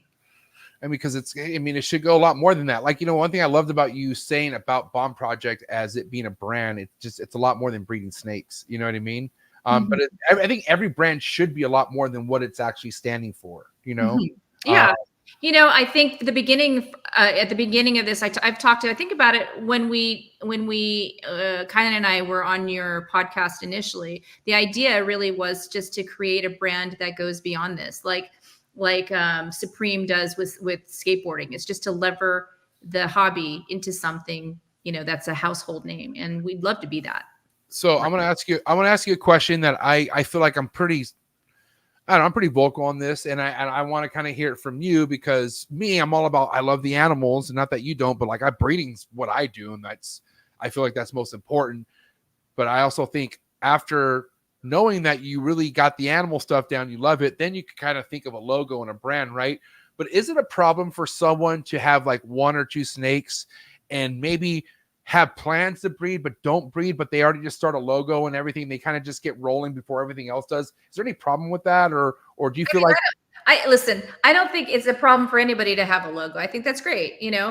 Now, if it's a bad one, they're just walking around with a bad logo, and it's funny because people ask me for my opinion, and I always tell them, like, do you want my opinion? Like, do you really want my opinion? Because if you want my opinion, I'll give it to you. But if you don't want my opinion, or if you don't want to hear any like constructive criticism, then don't ask, right? And I've given it to people, and guess what? They're like, well, I like my logo. Okay. All right. And guess what? Nobody wears their t-shirt. I just do the Miguel Garcia thing. I say, yeah, that thing's sick, man. Good job. Listen, right? I mean, come on. I go, yeah, dude, you did it. Yeah, but they're coming to me because they, I have some sort of, expertise. But then, it's the thing, like when people say, oh yeah, what do you think about this breeding project? And you tell them, they're like, yeah, I'm just going to make this, this thing anyway, this pastel banana anyway. You're like, okay, well then go for it. Yeah. And it's funny because I don't know. I don't want to say there's a lot of cocky people in the ball python game, but I do know that people do get, it's not the hardest thing to breed, if not probably one of the easiest things to fucking get down, right? But some people kind of think they could go in with that mentality with anything they work with. And there's just certain things out there that you just got to fucking really humble yourself with, and one of those things is the green tree pythons. And people, and I love that I'm converting. I don't know who the hell converts more ball python people to green tree python people than I do, but they all ask me questions. They ask me for advice. And guess what? I don't hear from them for about 3-4 months. And when they come back, their little snake isn't eating or something's wrong with it. And then I say, send me a picture of what the setup looks like. And it's the exact opposite that I told them to do it, all because they felt like they didn't want to put their little green tree python in a tub, and they thought it belonged in a 4x4 with all these plants. Right. That's where it's from. But it's like, dude, we spent 35 minutes texting each other about what to do. And me, like you, with patience, right? If it's a Patreon member or something, I'll give them shit, but then help them out again. But if you're a fucking Joe Schmo and you got my attention and then you come back, I leave you on red. I don't. It's funny. I honestly have so many people who reach out, whether it's at the show or in our DMs, and I will, I'll go down the wormhole, or even in my text messages, because, they have my contact information, and I will do, I'll go down the wormhole, and, they're happy, and you got to do it. Yeah. And it's also too, like, you got to be okay with, first and foremost, making mistakes. Because if you are one of the hard-headed individuals, and guess what, guys, I was one of them. Like, I was definitely somebody at some point who took advice and said, nah, I think I got this. And nope, it did not work out. It wasn't ball pythons for the most part. It was all this shit. But like, you got to be okay with saying I fucked up. That was me. I think that with for me, specifically with ball pythons, it really is easy to breed them. But what's not easy is to do it well and to do it with, like Kylan says, with complete biosecurity. Because when we started, we didn't have biosecurity, and now we do, and I want to make sure, every snake that comes into the collection gets a NIDO test, right? Yeah. And well, let me ask you this. Do you guys ever plan on adding other species to the collection, or do you guys already have other species? No. For now, not really, because we haven't even hit our current goals, right? Our current goals is to make these triple recessive visuals, right? And add some codoms to them, right? And build this brand and, do a few more reptile shows, How much did you pay attention to the whole, I don't think it was last year, maybe 2 years ago, but there was that whole nidovirus talk going back and forth, and how big, there's a big breeder out there, no need to give the name, but there's a big breeder who sold a well-known pet keeper, like pet tuber in the industry, a snake with nido. Was that, hey, that's your boy. Was that when you were telling what's up, buddy? How are you? Hey, he was enjoying the Superdor for tick too. Yes. I had a tick out, and he could not stop looking at the snake. Anyways, how are you? Good to see you. What was I saying? This happens every episode. See, Austin, you got him distracted. You're talking about the NIDO conversation. Yes. So, listen. Okay, yeah. So I'm just saying, when did it cross your head to say, okay, we should probably start checking for NIDO, or just being safe about it? The first year, because we got a snake somebody shipped us a snake that had NIDO. Whoa, dude. All right, here we go. All right. Tell me more. Was this somebody who's still in the game? I don't need names, but is this person still around? This person isn't a big breeder, and this is like I said, I think what we did was we were buying snakes from all over the place, right? And it's sort of like when you go to the party and want to hook up with whoever you want to hook up with. You got to be like, don't go chasing waterfalls, is what you're saying? Don't go chasing waterfalls, right? Dang, and dude. So and then so we, at that point, we checked every snake we had, and we came correct with our biosecurity, right? And then we had bought another snake just last year that arrived with it, but we got it as soon as it came out of the box. We knew it had happened. We knew it had it. Why? Because there was an RI, or what it had? Was it all? Yeah, and we tested it immediately. And was this snake in your room when you opened it? Oh no! Not at all. No. We knew. Wait. So wait. Where did the second snake come from? Same person or different person? Different person. And that person also not big, or you just being nice about it? That person, I'm being nice about it. Ugh. I'm just curious if the person that I'm being nice about is the same person. It'd be crazy if that was. I'm sure it's not. It's not. But wow, man, everyone needs to be careful out there. This is what you got a NIDO test, man. She's being very nice about it. Oh my gosh. You need to test all your animals. And I always say that to people, right? Like when somebody's buying a snake from us, I'm like, hey, just listen, I know that this snake is clean, but be careful when you keep adding these animals to your collection, and people are like, no, it's fine. I'm doing this, that, the other. Oh, I only have like 6. And I'm like, well, okay. So this is going to be a next topic, because now that we're talking about certain things like be careful, awareness, I need your opinion, because this is like, you're a perfect person to ask, because again, the animals came second as far as you being involved in this. So you're not really going to be biased with this question at all. You're going to give me your true thoughts, right? And for you to let's just say that you just knew KG and you knew he kept snakes, and that's all that was. There was no partnership. You just knew he kept snakes, right? But then let's say you came across some of that neglect that was exposed last year, right? Some of that Samson. I'm sorry, what? Some of that neglect that was exposed last year in the retic community. Did you see all that Samson Pruitt stuff? Mm-hmm. Did you see all that? Did you catch wind of all that stuff? And everyone, Mm-hmm. What do you think about certain stuff like that being exposed? Do you feel like that's something that needs to be happening, or do you feel like that can only just make things worse? Like if you were just on the outside looking in and you knew there was like practices happening like that in the hobby. Like I said, I think that you just need to, it's sort of like, I think you just need to be cognizant of what you're doing for your collection, right? Right. And also for the people you're selling to, and for the, you know, the breeder relationships that you have, right? And say, hey, listen, this is what we do, right? Right. So, you know, and I'm not even like biased, you know, if you say, hey, D, let's do, you know, a breeding project together, a breeding partnership, I'm like, okay, great. Test your animal. I'll test my animal. And if it's all good, then we'll do it. Right. That's it. And it's not personal at all, you know, and I'm not taking it personal that this person sent me this animal. They may not have known. Now, let me ask you this. Let's just say, shout out to Jaffe. We love Jaffe, right? Jaffe's our boy. But let's say Jaffe had a podcast, right? Let's say Jaffe had his own thing. And let's say Jaffe was getting fucked over by the same guy over and over again. And you knew firsthand. And you're like, Jaffe, what's going on?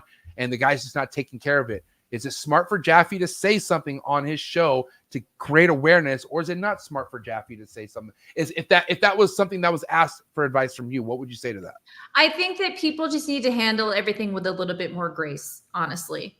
You know, I think that there is so much pointing fingers and being so like, you know, hemming and hawing, you know, ad nauseum over something, when it's like, listen, do this for yourself and do this for your collection. And if you don't, then that's on you.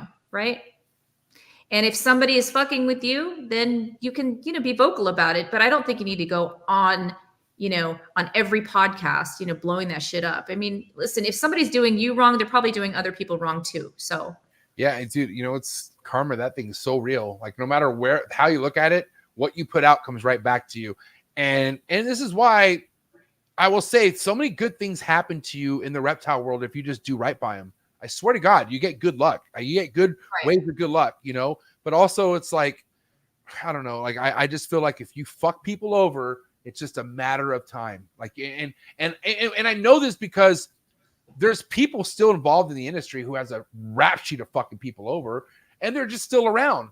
But that's an era that used to be the thing back in the day. Oh, be careful with that guy. He'll fuck you over, but guess what? We're still going to spend money with him, right? Those times are changing. I'll tell you that. Well, yeah, the times are changing. And not only that, you know, I feel like, you know, if somebody fucks us over once, we won't forget. Yeah. We don't need to tell everyone under the sun. We just won't forget, and we won't fuck with them, you know? Yeah. And, you know, if you're in a room with Kylan and I, and we're not fucking with you, I mean, it's pretty clear, you know? So, okay, that's why maybe people are confused and they think, is D not fucking with me? So if that's the case, should they just come and say hi to you and introduce themselves? I think anybody should listen. The only person who I'm not fucking with probably knows, right? But like, I think everybody should just come and introduce themselves to me or to Kylan, you know? And if they know Kylan and they don't know me, or they think that I forgot their name, they're probably right, you know? Right. And they should say, D, remember me? It's, you know, and I'll be like, yeah. You know? All right. I have a couple more topics. I have a couple more topics for you, D. Okay. And I want, just give me everything you got with this, because I go pretty hard in the paint when it comes to, especially somebody who's been in the game less than 5 years come and say that they have a new gene and this is what it is, yada, yada, yada. But tell me what you know about the bomb project, where that's at, what's the deal with it, where did it come from? Because I know we briefly talked about it, but I want to hear it from you, the source, as far as this gene, the bomb project. You know, listen, first of all, when this thing hatched out, you know, Kylan was telling me, we can't sell these ones. It's got something in it. And I'm like, what are you talking about? Right. You know, but now I can see it, you know, it doesn't look like your average snake, but I don't know what it is, but I don't want to release it up until, you know, we have, you know, an army of them, like Carlos is doing with the mimic gene, right? He's not letting those things go.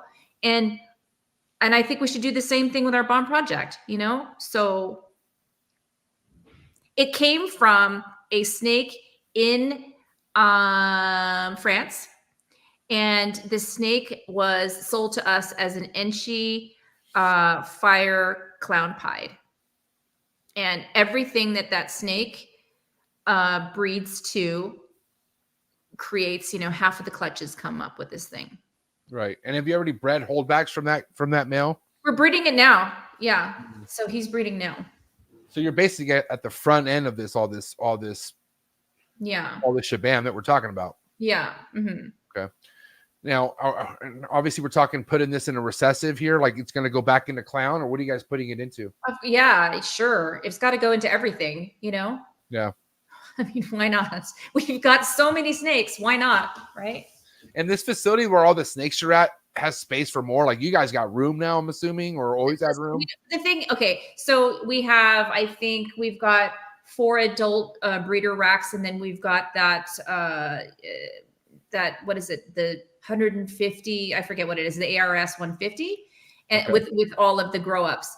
And then we've got all of these, like, in mishmash of all of these other racks that we, you know, had bought from this guy and this guy and this guy, right? And everything is full. So no, there isn't more room, right? We don't want to grow, you know, get more breeder females. You know, we want to hone them in and just breed our babies that we are making.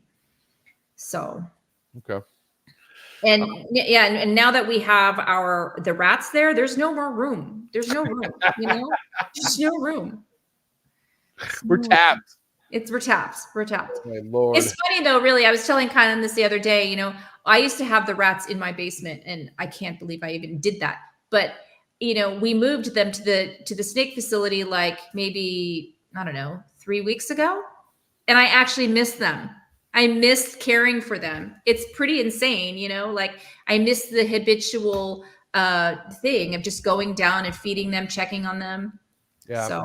I mean, I will say the biggest, not the biggest, because like I said, it was a big chunk of work when I was breeding rodents, but man, did I get attached to some of them, if not all of them. I like that because I was getting these really fluffy Dumbo looking ones, and I forget the names. That, like, there's all these weird names. Then I started producing hairless ones, and I was like, these are the cool. And I felt like some were smarter than the others. Like, and I just, like, I had my favorites. Like, I literally got to a point where I had bins of ones I just didn't want to feed off. Like, it made no sense. And I'm like, oh, and then there were the ones chewing out, of course, and then of course. Like, I don't know about your rats or if whatever, but man, once that rat knew it escaped, it became the monster. Like it was unfortunate, but once that rat ever escaped, it had to go down because it was never the same ever again.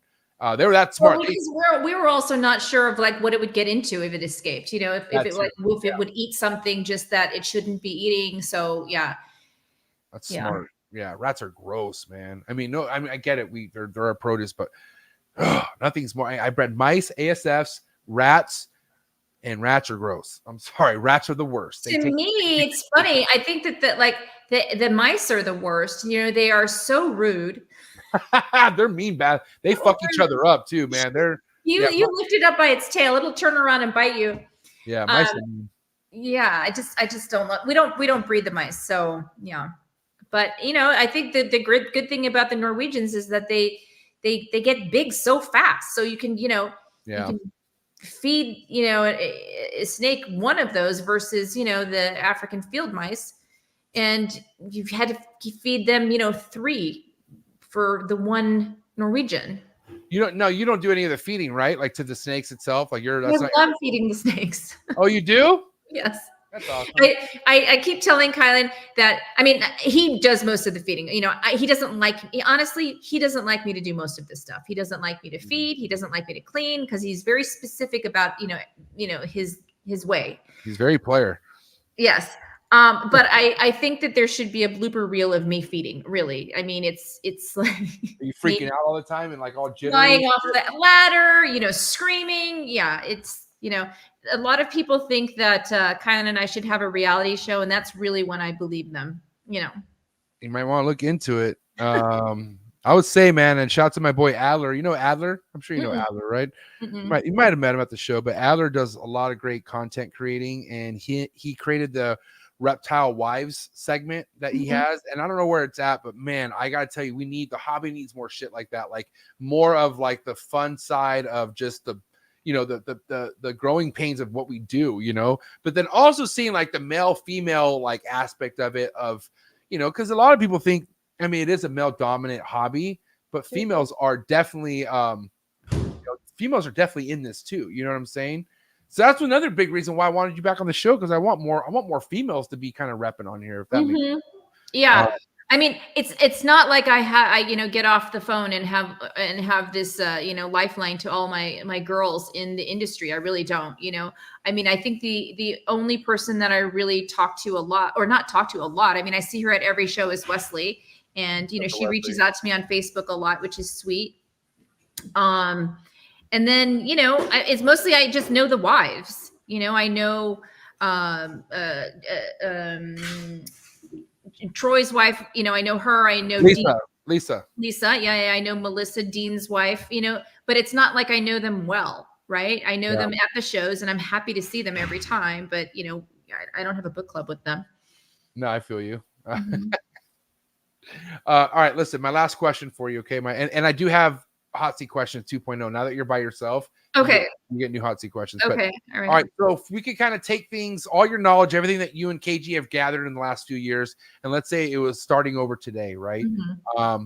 But for you kind of speaking, like your old self speaking to your new self, what would you do differently right now? Is there anything you would do differently as far as the way you purchase animals, the kind of animals you purchase? Like what would be 1,000%. I would say, okay, like realistically, you're going to spend this much money, right? Like, you know that. Like, I didn't even know that I would ever spend this much money, right? But now that I have, I'm like, okay, so you're going to spend this much money, right? Then you need to be really strategic about what you're buying, right? Right. So, and honestly, I didn't even need to spend this much money, right? I could have spent half the amount of money, right? And had better animals, right? So you need to be strategic about the animals that you're buying. You need to be strategic about where you're going to keep them, how you're going to keep them, and really understand. I remember Adam from Adam's Reptiles. He told me, I think the first year I reached out to him on Instagram, like, you know, so how does it work? And blah, blah, blah. He's like, there are some years where you won't make any money. And I was like, dumbfounded. I was like, what do you mean? Not make any money? Well, now I know exactly what he means.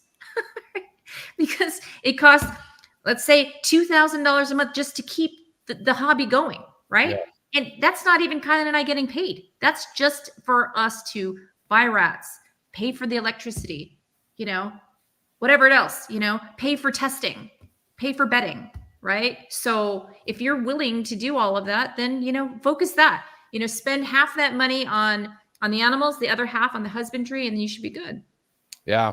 But really think this shit out, guys, first and foremost, because we're just like, we're not in an era where you just kind of wing it. You don't need to, I mean, you can wing it, but why wing it when there's so much information out there and there's so many like things that you can do that other people are already done. They're already telling you what not to do. And that's why, like, okay, we're saying how easy it is to breed ball pythons. Well, how much easier is it with all this information out there? Like, all you got to be a good listener. That's all you got to do. Well, no, I think you also have to be strategic about who you want to be in the industry. Like, do you want to make these animals or these animals? Like, what price point do you want to be? You know, and there is no shame to me being the person who sells the $200 animals, right? No. But if you only have 8 of them and then you have a booth at Tinley, I'm like, I mean, come on, right? So be the guy who has those animals, right? I mostly speak for people who want to do this for the long run. You know what I mean? Like, and by saying that, I mean people who want to be able to vend someday, somebody who just wants to have that kind of availability going on, which I think you have to understand that the speed that this industry or that the gene projects are going is like, you can't catch up unless you actually buy in, right? You just can't. So, I mean, unless you started making these animals 10 years ago, you can't keep up. So you might as well buy the double visual now, right? And just forego all of that. And if you can't afford it, then be the guy who's not making that. I mean, there's no shame, like I said, in any of it, you know? Yeah. I mean, I'm trying to make those lower end animals, much to Kylan's chagrin, you know? So I mean, if you're really that good, you have everything to provide all levels. You know what I mean? That's what I'm saying. I want to be able to provide animals to whomever loves bomb projects, right? Who comes to our table, right? Because if we're not selling it, the next person's going to sell it, right? Yeah. So it's a lot easier said than done, though, for sure. All of this is not easy. It's not that it's not actually easy. It's just not easy to, you know, do it yourself and actually keep, you know, the mood going, you know, and the inspiration and the I mean, because you gotta stay excited. Like, you have to stay stoked and excited because there's gonna be a time where there's really no action going on, but you just waiting for these snakes to get big. This is why I'm saying, like, you know, like for me to have Kylan, who is so passionate about the actual hobby, is great. Because I would have lost interest a long time ago, you know, because I would be like, oh, let's do this and let's do this. You know, I've got so many ideas. So, you know, he keeps me grounded in that way. Yeah, he does really good by staying tapped in with the people. I mean, KG's the man. He really is. Yeah, but you know, it takes two, man. So you guys are both killing it. I will say. I appreciate that. And this was a great episode. I will also say that. Made it. I'm not trying to toot my own horn or toot it for you, but guys, thank you so much for tapping in. We do have hot seat questions. All right, 2.0. Some of these are the same, just because I'm going to go back and see if you're lying or not. Because I asked you specifically on the first show, do not edit or customize your answer because he's next to you. All right. But there's some different ones too. So guys, do me a favor, please. Thank you so much for hanging out, but get the likes up for D. Hot seat questions 2.0 for Bomb Project. Can't wait. The quicker, the better. This is how this works. Okay. If you want to be good at it. All right. Or you could just not be good at it and be a JP fucking Reptiles and take an hour. Nothing against JP. Shout out to JP. But anyways, here we go. Hot seat questions 2.0. You ready? Yes. All right, guys. Frozen Thought or live? Live. A cut or no cut? I'm on the fence, really. It's either an A cut or a no cut, miss. I prefer no cut. Okay. Yay, green tree pythons, or boo, green tree pythons? Yay. If you could go back to the 80s or the 90s, what era would you go back to? Oh, 1000% the 80s. Damn, respect. Favorite incomplete dominant in the ball python game? Well, I used to say leopard. I did say leopard. I'm not sure of what I said last time, but I think hurricane probably. The least favorite morph you could think of. What's your least favorite morph? Ooh, I guess lesser. Wow, ouch. Sorry, I don't know. I love it though. It's all good. Okay. Wait, do you have lesser? Is that? I mean, I do. Yeah, I don't have a lot. I mean, I'm very limited where I put lesser. Yeah. And I know where I want to put lesser, and I'm not going to. Listen, we have some banger animals that have lesser. Like one of our like really nice snakes has lesser, but it's like, to me, it's like, it's not more. Lesser is not more. You like sports or you don't like sports? I like tennis. Wow. Okay, so you don't like sports. I'm just kidding. Tennis is a sport. Tennis I really enjoy watching the Australian Open, you know. It is pretty intense. I'm not gonna lie. Like when Kylan's like, "Oh, I'm going to watch the game." I'm like, "Okay, have fun." I like to go to a game, and I like to, you know, drink at a game. It doesn't matter what game it is. Do you prefer steak or fish? Fish. Favorite fish you like to eat? Tuna. Are you a West Coast rap girl or East Coast rap girl? I do love myself some Ice Cube. Wow. Okay, respect. Little word association, just one. You ready? Okay. First thing that comes to mind. Coolest reptile podcast in the world. Let me think. Wow, really? Really, dude? Really, dude? I need an Of answer. course, Trap Talk live. Thank you, D. Okay, I'll give that hot seat question a B+. Okay. Do you want to do it again? No, I don't. It's a joke. Listen, we just had shy of 100 people tapped in on your episode. All right. So what do you have to say to everyone who finally enjoyed getting to know you better, but just really just loved everything you had to say tonight? Listen, I'm so humbled, honestly, just by you asking me, you know, because I know that Kylan is usually out there at the forefront. So thank you and giving me this time to just, you know, chat.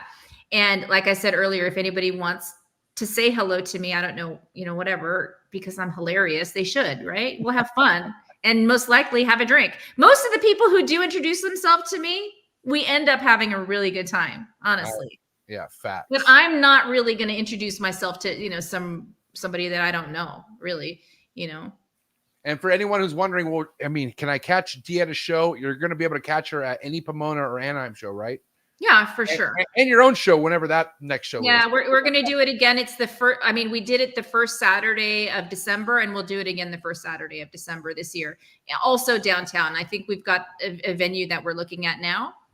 That is also pretty awesome. Rumors on the streets, you like to dance at reptile shows. It's true. Yes. I saw you dance at the Reptile Breeder show too. Mm-hmm. It was what's crazy. Mac Dre was playing as I walked in. And I did that on purpose. I did that on purpose. Really? Oh my god! MJ's here, and I turned it on for you. We had a good speaker. Mm-hmm. If I didn't have just torn my ACL, I would have got down right there. But that was a welcoming. All right. And shout out to Straight Fire, but shout out to you, D. Shout out to the entire Bomb Project team. For anyone out there who just wants to be on top of everything, just follow you on Instagram, right? Bomb Project on Instagram. bomb_projects. Yep, that's where we are. All right, D, we'll keep killing it. I'm sure we'll see you again sometime on this show. But everyone, please give it up for my girl D from Bomb Projects. It's a wrap, ladies and gentlemen. Thank you. Have a good night, D. Thank you so much. Okay, see you soon. Peace. What an awesome lady, man. Thank you guys for hanging out with me and my friend D, getting to know her better. I thought that was great to kind of see the other half of Bomb Projects. KG's killing it, man. KG is out there hustling, really pushing the Bomb Project brand, and he's like one of the best people to know in this. And so having that duo, that dynamic, I think it goes well. And again, shout to D, shout to KG. You got your killing it. And shout to you guys for tapping in. Make sure you get the likes up. All right.